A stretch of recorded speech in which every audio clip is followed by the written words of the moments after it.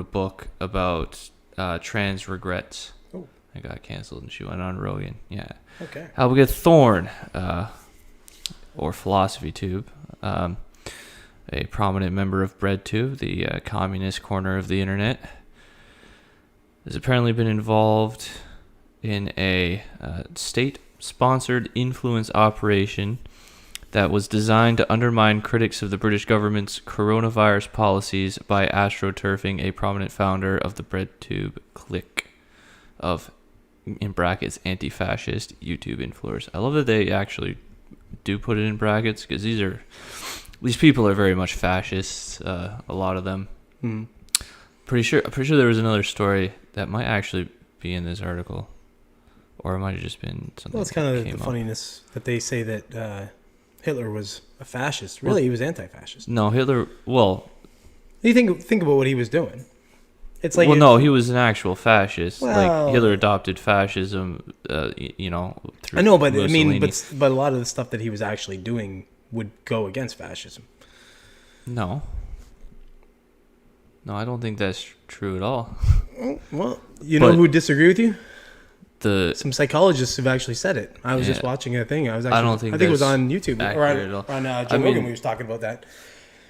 I was watching somewhere where he was talking. There was a prominent psychologist talking about that. I mean, the whole concept of fascism comes out of Italy and Nazi Germany. I know, but what I'm saying though is to what they're saying is fascism nowadays. Okay, but that's different. That's a different story than right. being like, this is what fascism is. It's a thing that exists. Yeah. So what I'm saying is when you call someone a fascist, the people running around that call same. Themselves anti-fascists right now, yeah. they are, by Hitler's standards, fascists. A lot of these people, the anti-fascists, exactly. Yeah, that's what I'm saying. So the opposite by is Hitler's, true. yes, so the opposite is true. Yeah. They would agree, right. with a lot of the stuff that you know. Yeah, I'm posing it to what today's standards are. I don't know what 1940 standards were, but I'm saying I'm posing it to today's standards, right? Yeah, in today's standards, yeah, the anti-fascists are a lot like, they're a lot like the Nazis, but they pretend like they're against the Nazis, and they call everybody else Nazis. And that's what I'm saying. So it's the weirdest kind of thing. Backwards. Well, it's a. I wish I had this. But there is a old communist manifesto or playbook or something.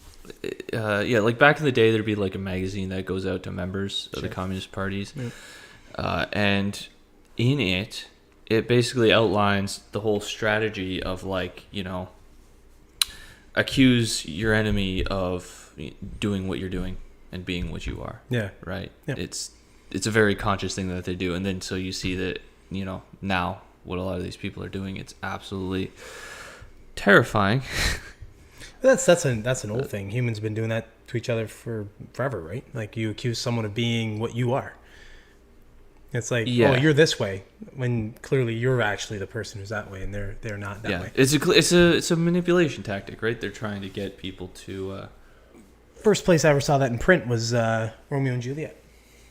You ever read Romeo and Juliet in school? I had to in school. Yeah, you remember Benvolio and Mercutio? Not really. The two characters. Well, there's two characters that were friends during class. Yeah, there were two characters that were friends. Right. Benvolio was a sensible one. Mercutio was a bit of a he was a bit of a jackass, and he would do things, and then he would say that Benvolio was always doing these things, and Benvolio was like, that's actually you. But he was always accusing Benvolio that way, right? But yeah. It was it's playing to that idea. It's basically psychological projection, right? People sometimes they'll do it without realizing that they're doing.